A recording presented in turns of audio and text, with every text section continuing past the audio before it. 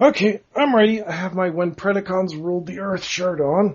Oh, that shirt looked super cool. I love the shirt. That is a rad shirt. I kind of wish I'd bought that. Yeah, it's like, there's too many mashup squishing two things together shirts. But this one is just so perfect. It's like all the original Predacon dudes just hanging out. Big yelling T-Rex. Oh, so nice. It's a motherfucking T-Rex. Now I just want to go watch Jurassic World again. I haven't bought it on DVD. I don't know if I want to see it again. I haven't even watched it yet. I was never a big Jurassic Park fan. It was fun in the theaters, but the more you think about it, the dumber it is. I do like Chris Pratt, though. Yeah. I totally mark out for Jurassic Park. I'd probably rather just watch Guardians of the Galaxy again instead, or Parks and Rec. I'd rather watch Guardians of the Galaxy again. Oh, I haven't watched it in a while. I mean, I will say that if you replace Bryce Dallas Howard with Aubrey Plaza, that is a better movie. Yeah. Okay, I'm done.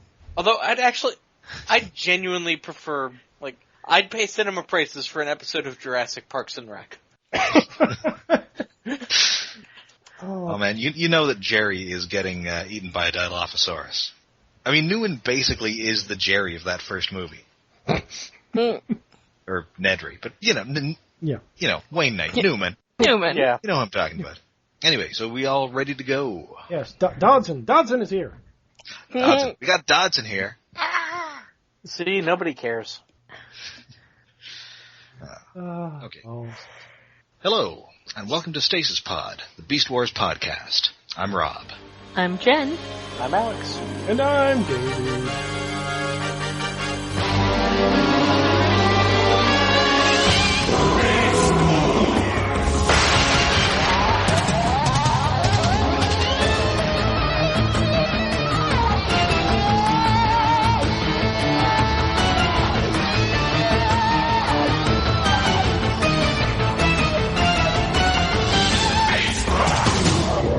And today, please join us for the exciting conclusion to this season opening but not quite two-parter, Coming of the Fuzors, Part 2.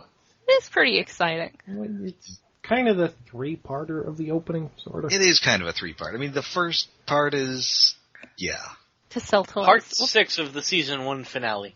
Yes.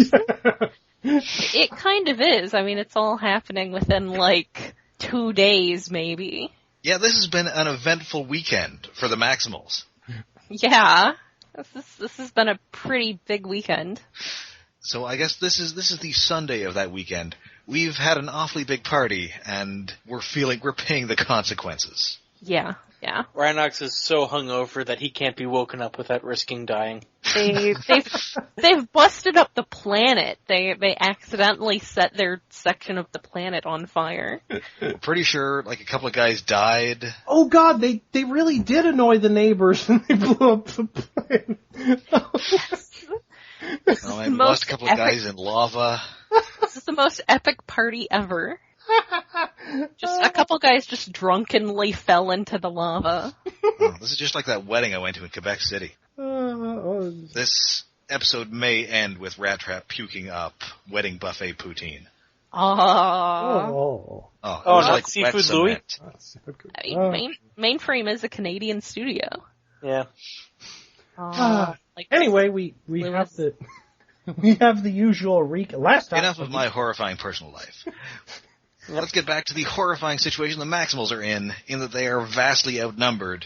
Although, there are 6 Predacons here. Yeah. And 3 Maximals. And everybody's just shooting at each other. Yep. Yes. Is it just me or is the season 2 opening really long? It does seem long. It does, yeah, and it's got lots of spoilers in it. And B, isn't Tarantulas' new transmetal mode just a pearl? The opening is long. Gem right in the forehead and everything. The opening is long, full of spoilers. And yes, it is. Well, it doesn't spoil the end of this episode, though. No, I think all the spoilers that actually are in the opening have been in these episodes. I don't think there's any from future episodes. I suppose that's fair. The clip of Megatron's from this episode. Mm-hmm.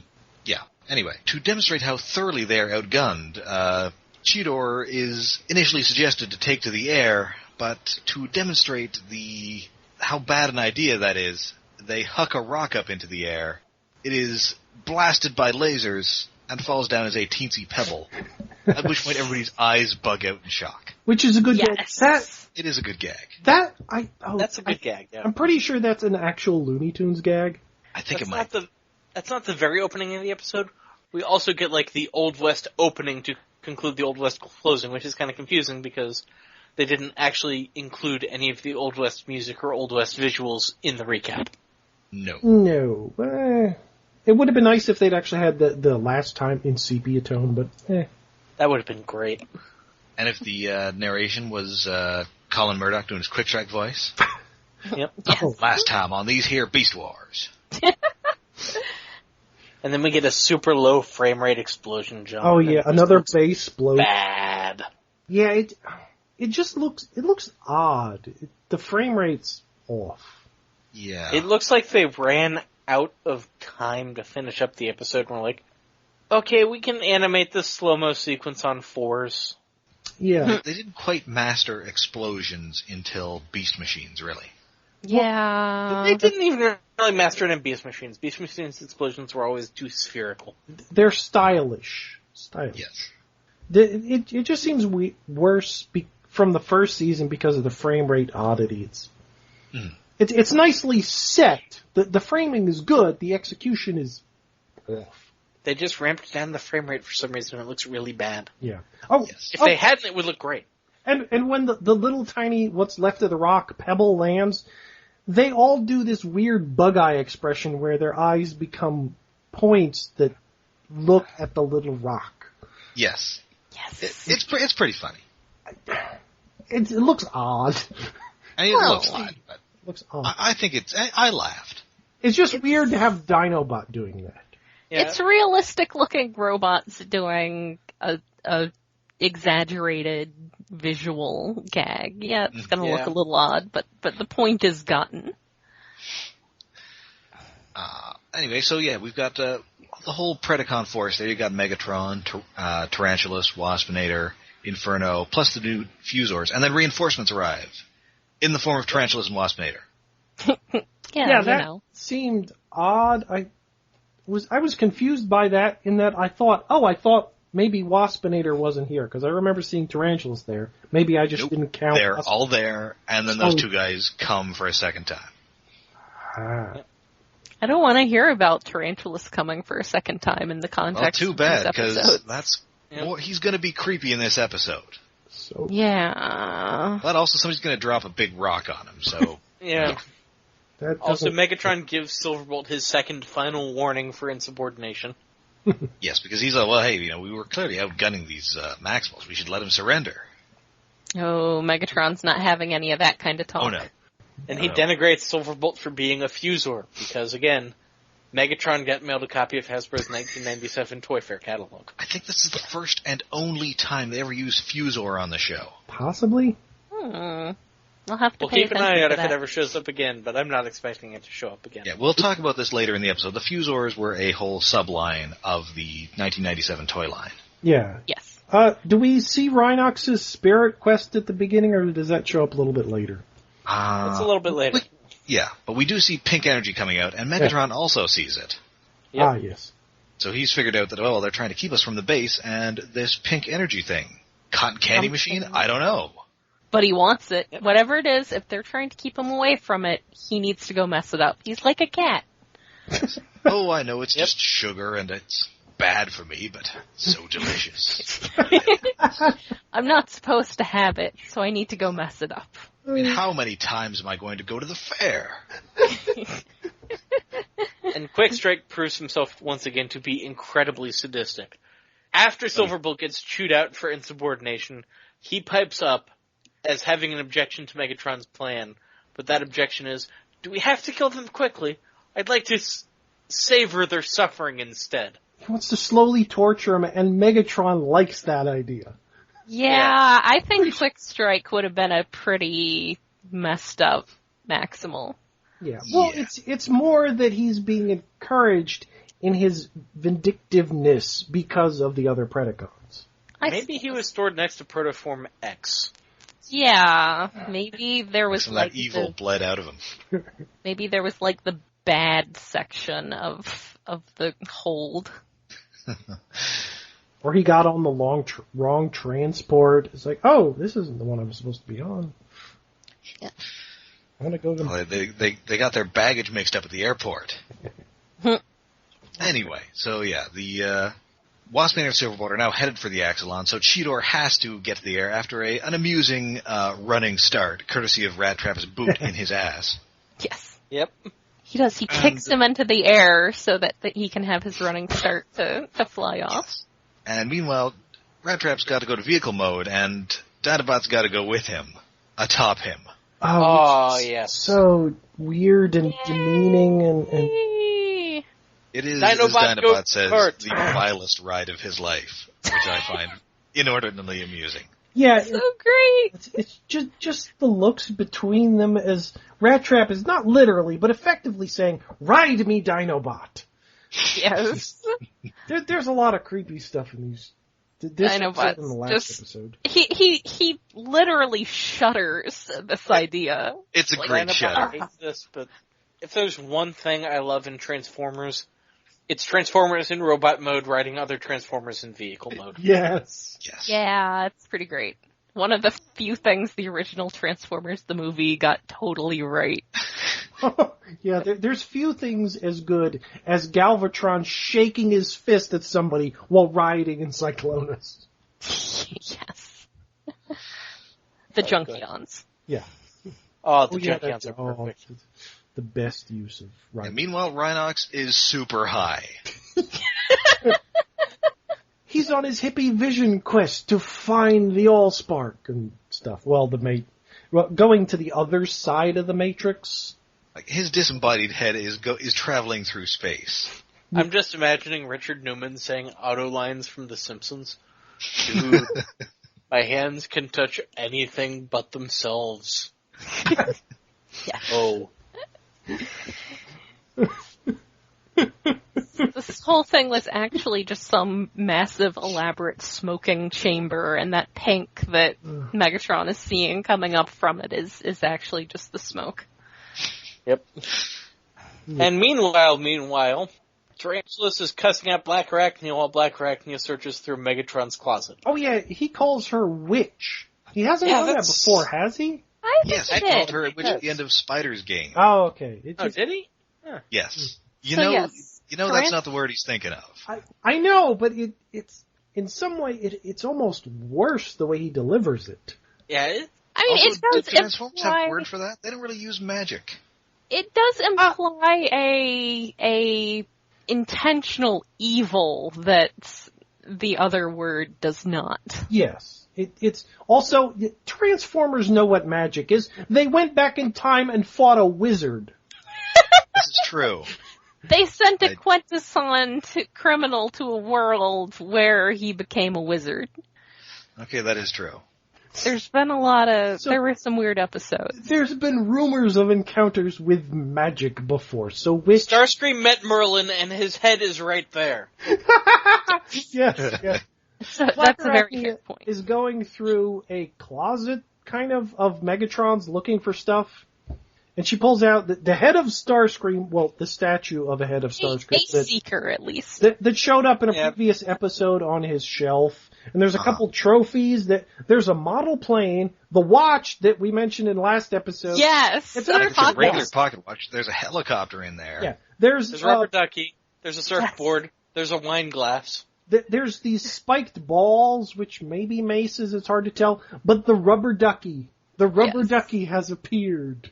His Yes. rubber is in there. And at one point It's the she one. picks it up and drops it. And it squeaks. It makes bath time tons of fun. Yeah. So yes, did we mention last time that Tarantulas specifically is now psychically communicating with Blackarachnia? I think we might... We didn't, but yeah. I think we mentioned it in Aftermath. Yeah. I think we were too busy being super creeped out by the sounds that they were making to mention that it was then established that Tarantulas now has a psychic connection with Blackarachnia. Yeah. Despite having his own body, Tarantulas can still go, ha ha ha, I'm creepy as hell, and take over Blackarachnia's body whenever it's actually worse because in Aftermath his spark was like trapped in her head.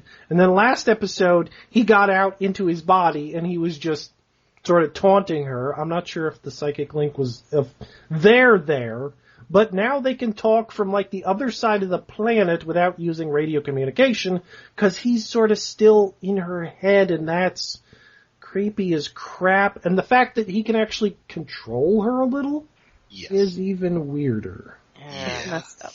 Yeah. It's messed up. Luckily, somebody drops a rock on him. At least the third time that a large boulder has fallen on Tarantulas in this show. And he deserved them all. Yeah, he deserves them all and then some. Mm. So that gives her a moment of freedom in which she uses to access Megatron's private data tracks. And whatever she gets, it's pretty awesome. Yes, she is pretty excited about what she finds in his backup files. Because Megatron is a wise tyrant, and he backs up his files. Yeah. It's very important to make sure you keep your files backed up, kids. Oh, yeah. He has a Crash Plan subscription. Yeah. Yeah, she downloads that all and then blows up the computer to cover her tracks. And then is a terrible liar when Tarantulas finally can invade her head again. Yeah, because Such a great bad liar, though. Yes. She's I clearly love her enjoying hiding getting the one gun overhead behind for once.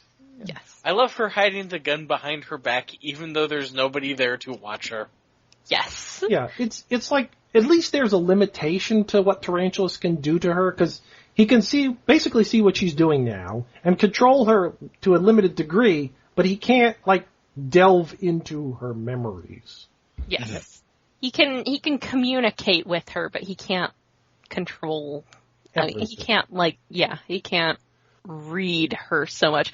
And they are talking when they're communicating, too. In fact, to the point where Megatron wonders who Tarantulas is talking to, because he's not picking up any actual, no radio transmissions. Yep.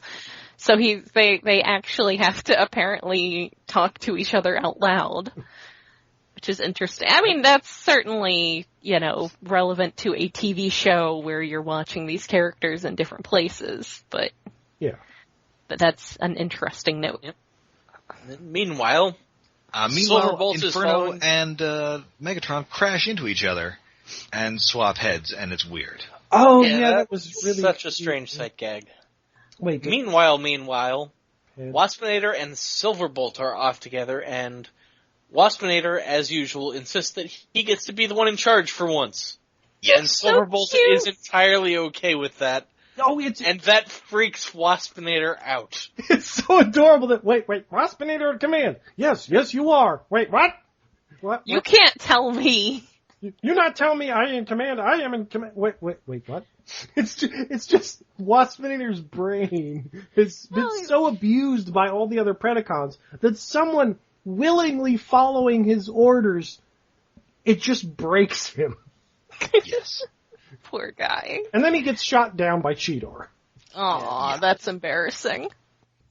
Oh, there's so many uses of air brakes, because Waspinator stops and then Silverbolt crashes into him, and then Silverbolt has to go brakes to see Cheetor, and then he lolls his tongue out of his dog face while Cheetor flies away because, a cat. The dog. He wants to go chase the cat. So dumb. Gotta go chase the kitty. Silverbolt gets shot down, and he's, all ready for the Maximals to kill him, and Dinobot is also ready to kill him. But Rattrap and Cheetor are, nah. Rattrap and Cheetor read the script for this episode and were like, no, he's supposed to be on our side. Yes. Yeah. They also got that toy catalog. Yeah, well, yes. Dinobot is still grumpy after riding around on the Rat Patrol.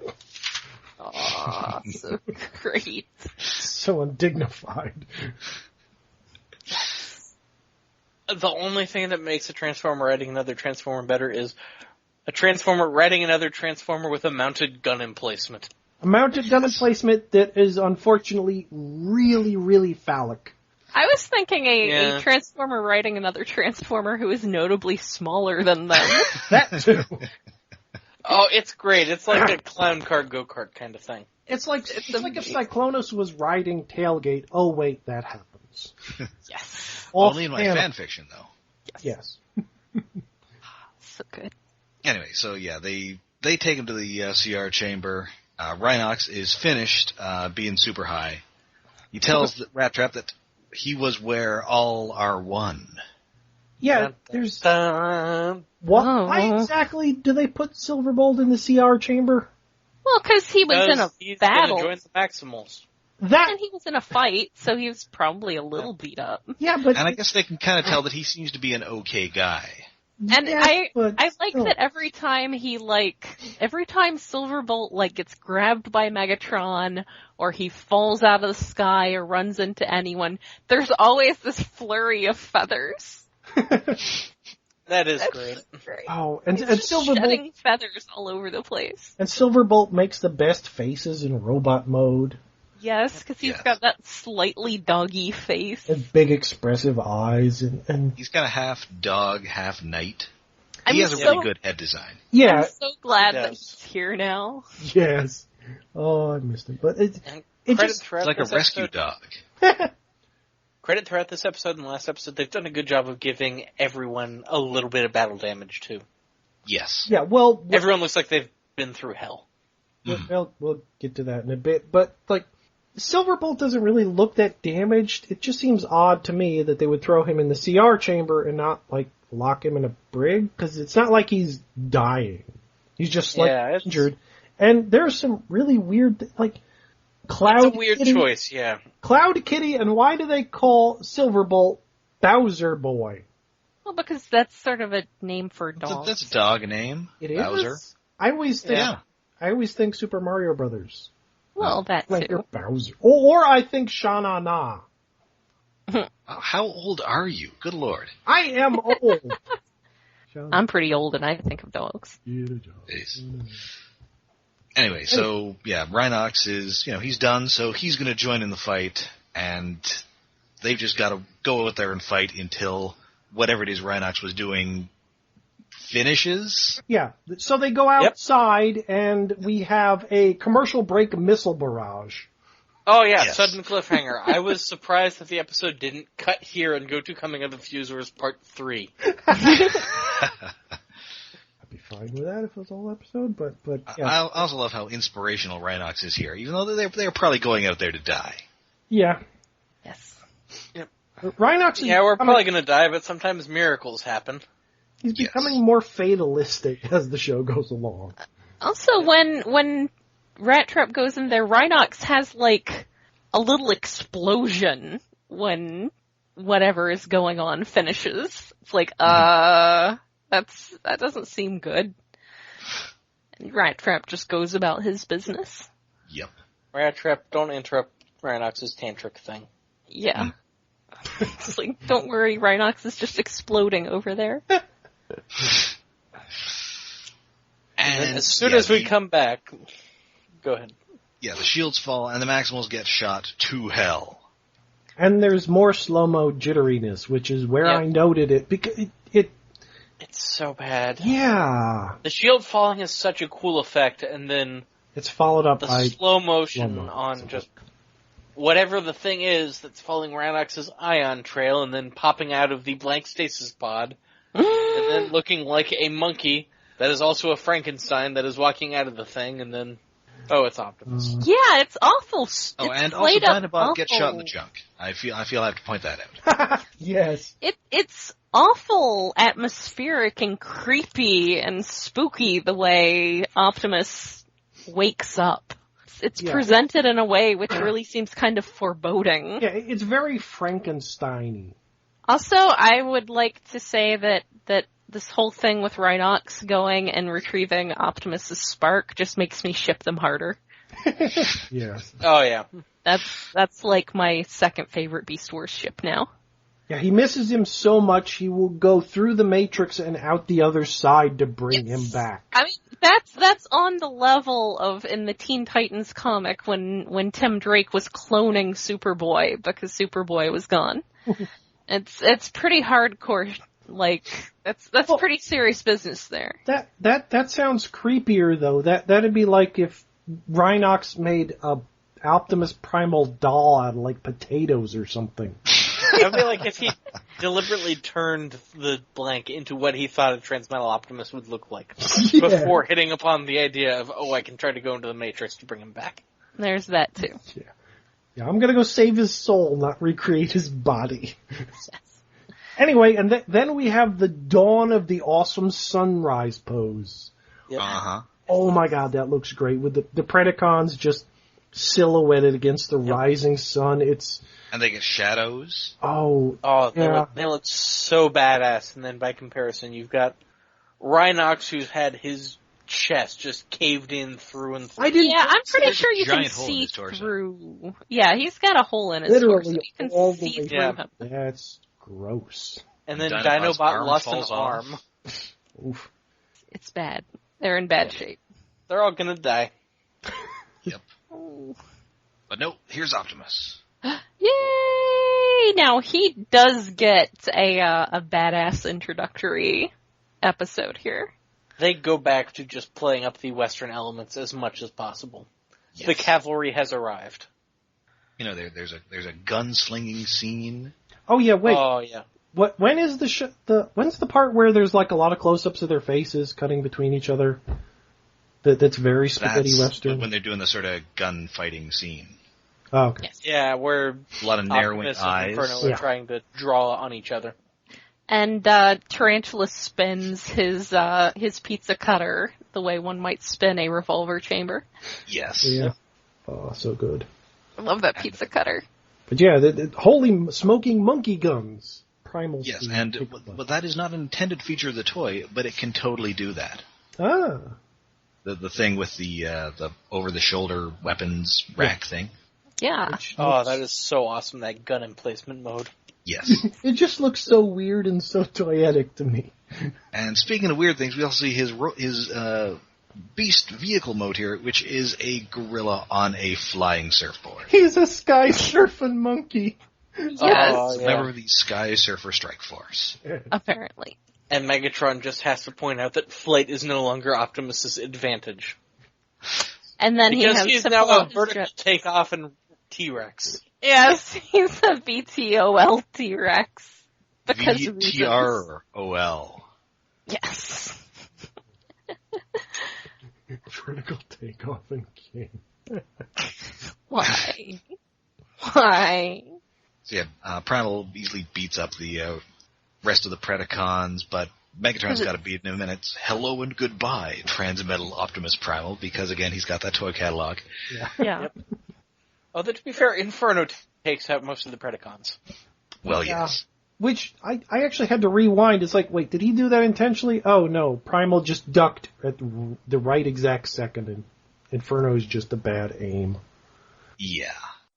Oh, yeah, and But Inferno... luckily, here's Silverbolt at the rescue, and he knocks Megatron off a cliff, which is apparently like a mile high, because it takes him forever to fall off this thing. Yeah. They cut They back have a and forth. conversation, and then it's interrupted by Megatron going with the thing where he, runs out of breath from screaming, takes another deep breath, and starts screaming again. Yeah, they cut back to him, and he's still falling. Megatron, he can come up with all kinds of clever plans, but he can't think to maybe not stand beside a cliff. Here's the funny thing about that. On top of just the long fall, 2 episodes ago, he did that to Cheetor. Cheetor remembered he can fly. Megatron doesn't remember he can fly. He's just Maybe so he was pissed off just- and screaming. No! Yeah. He hits the ground before he can remember, I can fly now. Maybe he was just so embarrassed that he just caught off guard. Pretty much, yeah. So yeah, Silverbolt, he's now a Maximal, because he was always meant to be one. And Optimus likes his resume. Because he's in the Yes. catalog. His resume. Yes, he's listed in the catalog as a Maximal, so. Megatron. So yeah, everybody retires back to the Axelon. Primal's got, people to meet, things to do, like clearing Rattrap stuff out of his room.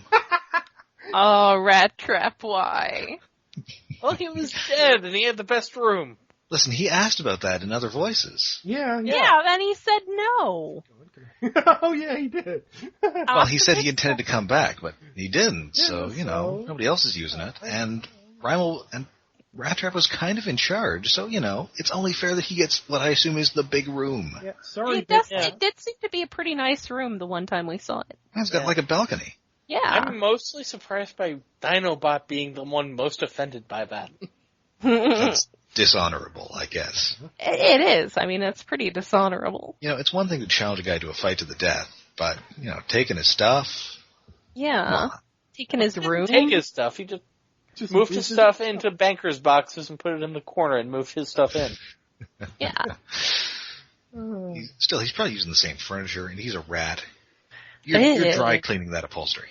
Yeah. But and there aren't any dry cleaners for literally thousands of years. It's a good long way off. He's cleaner, he's shinier, he doesn't have to eat gray apples anymore. He just goes in there and there are just gray apple cores all over the place. Meanwhile, at the Predacon base, not everybody is so chill. Megatron is not thrilled that, his data tracks were destroyed. And again, totally blames it on Dinobot. And again, Blackarachnia looks so innocent. She does the best. I am lying so hard. And Megatron isn't 100% buying it. No, he's definitely not buying it, but he's playing like he kind of buys it. And then he's doing some dramatic roller skating. Oh my god. Oh yeah, yes! Megatron is finally roller skating. He is Megatron. He's just talking, and in mid-sentence, he flips out his roller blades and just starts rolling around in robot mode, transforms to T-Rex mode, and just fades into the darkness, so all you can see is his eyes. All the while rollerblading. Yes! He's just this evil, pontificating Cheshire cat in that scene. It's on skates. So good. On roller skates. The roller skates. Why hasn't Megatron ever had roller skates again? That was so... I don't know, but I want more roller skating bad guys.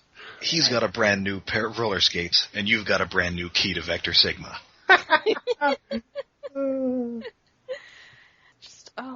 So good. And meanwhile... I would totally do that if I just could pop out skates on my feet. I would just do it all the time. I'd either do that or the Bryan Cranston. Megatron predicted Heelys. Yes. Or maybe Heelys were invented by someone who really liked Beast Wars. Maybe. Haha. And meanwhile, Blackarachnia has this secret code stuff, which is clearly important because there's serious guitar riffs playing as they scroll past her eyeballs. Yeah, and her eyeballs, which are scrolling binary. Yes. She's seen the Matrix. She triple encrypted all of the stuff she downloaded off the backup before shooting it. That's pretty hardcore. Yep. That's some pretty hardcore security she's got going there. And also, incidentally, no more energon overload. Yes. They have established that at least that part of the planet has had all the energon either destroyed or stabilized. Yes, into energon cubes. Apparently. Why would they change from crystals into cubes? I don't understand. They never go pick up the cubes, do they? Not on screen, but they could do it off screen. We're going to see some cubes in the next episode. Oh. Gives me some chemical explanation as to why they would go from crystals to cubes. Yes. Ruby crystal energy. It happens. Who knows? Quantum surge? Magic? Okay, so you don't actually have a good chemical reason. No, no. Well, quantum surges do cause a derification process. I just assumed that somebody burst into mainframe headquarters and asked, "Where is the cube?" No. No. Where is Leadsman 217? Where are the glasses? Where is the cube? No. No. I don't want to rewatch it. I don't want to remember that exists. I still like that first one, but anyway. The first one is definitely the least bad. The first one is like Citizen Kane compared to the others. But it doesn't have Frasier. Or Mark. It has Anaconda's John Voight. Yeah. That's a big negative. What do you mean? John Voight things. I don't like John Voight. Have you seen the first one had the Train? basic? He's really good in that. Have you seen? Oh, what's the what? the Kung Fu Dog movie? I believe you mean Karate Dog, Whatever. in which he karate fights a dog. Yes. I believe that dog has the voice of Chevy Chase. Oof. Yeah. It's a real, we're doing this for the paycheck movie. Yep. Yeah, at least the first Transformers movie had Steven Spielberg and you had John Rogers doing a major script treatment. That Orsi and Kurtzman screwed up, but at least they were working from something decent, as opposed to the second one. Which was... Where they kind of wrote an outline and then were like, okay, we gotta go shoot this because the writer's strike is about to start. And Michael Bay's id just takes over. At least the first one had a script. Yes. Yeah. And then the third one had a Anywho. script again, proving that having a script is not quite enough. No. Anywho. Yeah, so this episode, this is the second part of Coming of the Fuzors, so why don't we talk a little about the Fuzors? Specifically, in 1997, the Beast Wars main line kind of split in two. You had your Transmetals, and you had your Fuzors. Well, much like Quickstrike and Silverbolt, they were all two animals combined into one, like combos. They got really creative. I mean, that was a point where things got really sort of neat with the toy line. Like you had Quickstrike being the scorpion who has a cobra for a tail. You got I'm pulling them up on TF Wiki now because now I'm trying to jog my memory for the particular. There was Injector. Injector, who was half lionfish, half hornet. Yes. I had Noctoro, who was half bull, half bat. Oh, Terragator, who was half alligator, half turtle. Sky Shadow, thing like half dragonfly, half iguana-ish kind of lizard thing. Some kind Airhammer, half falcon, half hammerhead shark. It looks kind of ridiculously adorable. Looks amazing. Bantor, who was half lion, half baboon. Yes. Tiger, half tiger, half mandrill. Oh. Tiger mandrill. And Buzzclaw, who was half lizard, half mantis. I'm forgetting. And Torka, who was half killer whale, half elephant. Oh, the most nightmare. Also now half a toy because he half a pile of suffers dust quite badly from gold plastic syndrome. Oh, the nightmare of GPS. And he's super cool. Oh, yeah. He was really cool. That's not as bad a thing as Megatron suffering from it. Megatron is the best Megatron, and he suffers from the worst affliction. Mine was intact until fairly recently. I actually had a lot of my toys in storage for a long time, and then just recently started going through them and selling off stuff to pay my bills, because editing doesn't pay a whole lot. And one of the things, I actually found my Transmetal Megatron. I took him to the toy show with me. I wasn't going to sell him, I just sort of wanted to have him, and I think ultimately what it was I wanted to see how long I could resist trying to transform him. And I made it a few hours, and then the first thing I did, like opening the flaps that end up on his back, and one of them just broke right off. It was waiting to break. So, that was sad. Takara, if you're listening, if you make a masterpiece, you've got 4 guaranteed sales right here. Yeah, seriously. You don't even need to make a masterpiece, just re-release the existing one, it's great.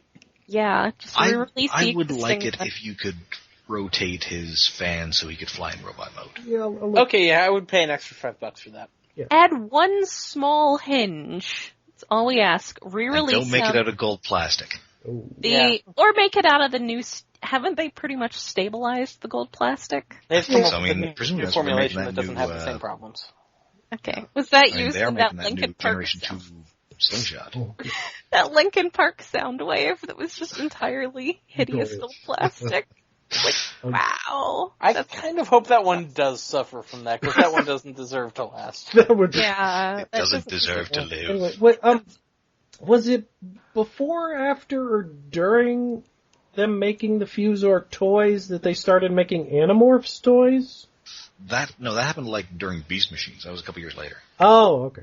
Because I know there was some toy crossover ideas somewhere in there. Although weirdly, somebody at Hasbro really loved the idea of the whole mash 'em up at the time, because that was right around the same time that Jurassic Park Chaos Effect came out. Oh yeah, those were cool. Which was basically Jurassic Park Fuzors. Yeah. Yes, I still have the bright green and purple pterodactyl thing, like perched on my bathroom shelf to terrify people who look up a little bit. Oh, those were super cool. There's like a tiger striped T-Rex that I wish I had. I never knew existed. Animorphs ended up coming out contemporary to Season 3 toys, I think. Oh, okay. Oh, actually, you're right, because the Beast Wars mutants were, they were originally Animorphs, and then that line got canceled, so they made them into regular Beast Wars toys. Yeah, they just took out the human-looking bits, and they're just animals that transform into other animals, which is really weird, and Soundwave is one of them? That's so weird. We'll talk about those, I guess, later in the... Eventually. Yeah. Later in the podcast, because I will go to bat for those Beast Wars mutants. They are cool. We'll talk about those someday. Yes. They're an amusing... The line between Fuzors and Transmetals is kind of blurry, isn't it? Because, Quickstrike is kind of one of both. He's kind of shiny. Yeah, he's really shiny. Well, I think at that point they just really liked making things shiny. Yeah. Yeah. It's kind of like they had two concepts for what they wanted to do for the Season 2 1998 toys, and they couldn't really decide, so they kind of did both, with Transmetals having the vac metal gimmick, and then Fuzors having the two beasts in one gimmick. Mm-hmm. And, Fuzors had basics and deluxes, and then Transmetals had deluxes and megas, and the one or two that were larger than megas eventually. Yeah, I guess, were those ultras, did they call those back then? I think they were ultras. Yeah. Ultras, and then later there was a Supreme. Yep. Yes. Supreme. But anyway, the Fuzors, they were all pretty cool. Yeah. I mean, everything that came out that year was pretty cool. They were nice and creative. Was there a bad Beast Wars Season 2 toy? I'm not crazy about Transmetal Rhinox. Admittedly, Injector is kind of just great in a ridiculous, hilarious... I love Injector.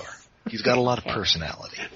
He does. That personality is insane fish monster. He just has a giant fish constantly eating his head. Insane fish bee. Rob, the reason you like them is because he's like a Spider-Man villain. He's got a face coming out of another thing's face. Oh my god, you're totally right. Yeah, that's a good point. He's Grizzly, only with a fish and a bee. Yeah, it's an interesting toy. Also, he was originally named Aquasting, which is a way better name.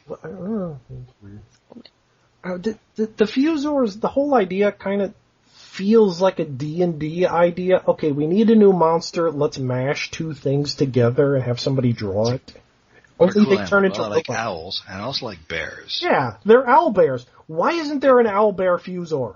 And there totally should be. And the closest we got is the bear that turns in... Is there a bear that turns into an owl? There is a bear that turns into an owl. Oh yeah, maybe. You did kind of get it. I guess they owned Wizards of the Coast at the time, didn't they?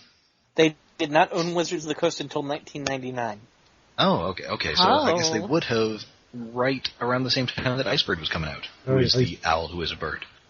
I guess he can't stick his bird face out in bear mode, though, can he? No, because, he can, but that bird face is on his butt. Oh, so close to an owlbear, but so far. Almost.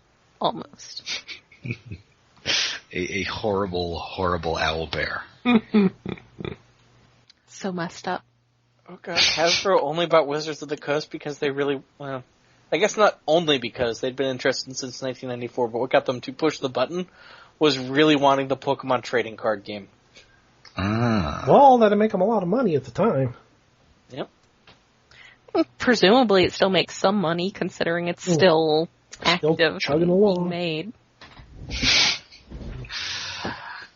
Anyway, I think that should about do us for this episode of the Stasis Pod. So until next time, you can find us all over the internets.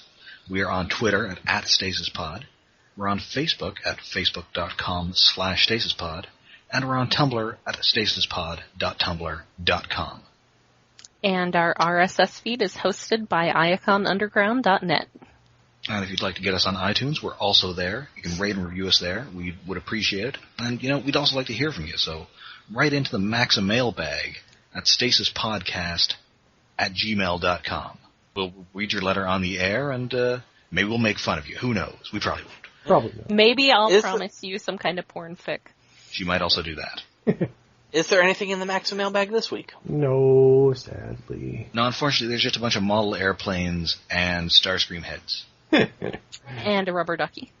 Yes, and I think a bowling trophy. Ooh. Now, Megatron, he's a good bowler. Yeah. Yeah, I mean, he's got that 2-finger grip nailed. That's right. True.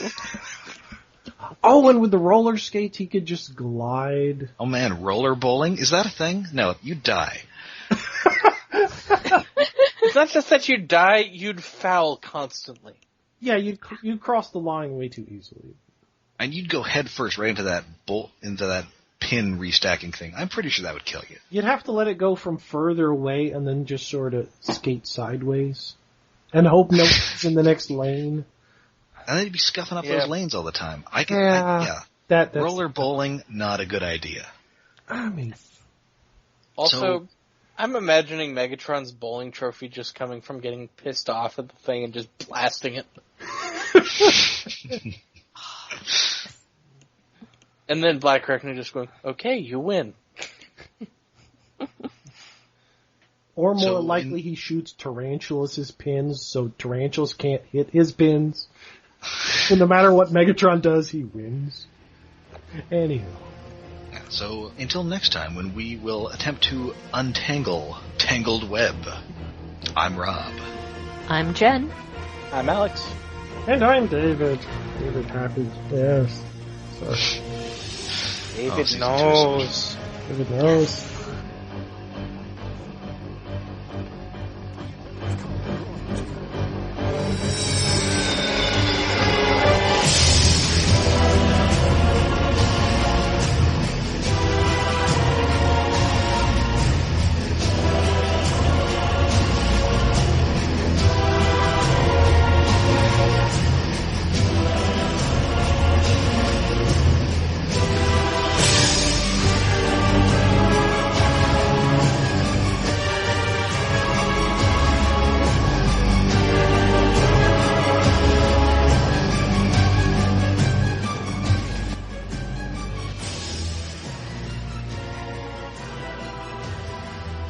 Aw, he knew. He was so excited. Waspinator, the last person you would think would know about astrology. Astronomy. Okay, so next time we get Tangled Web and Maximal No More. So, a couple of very good episodes. Yep. Yeah. Fun. Yeah, well, name Now a I'm just bad... imagining Megatron going, there's nothing in the rules that says I can't superglue the pins in the other lanes to the track. No. Oh, that kind of sounds like a Tarantulas trick, actually. Mark that lane of 7 and you're entering a world of pain. Yes.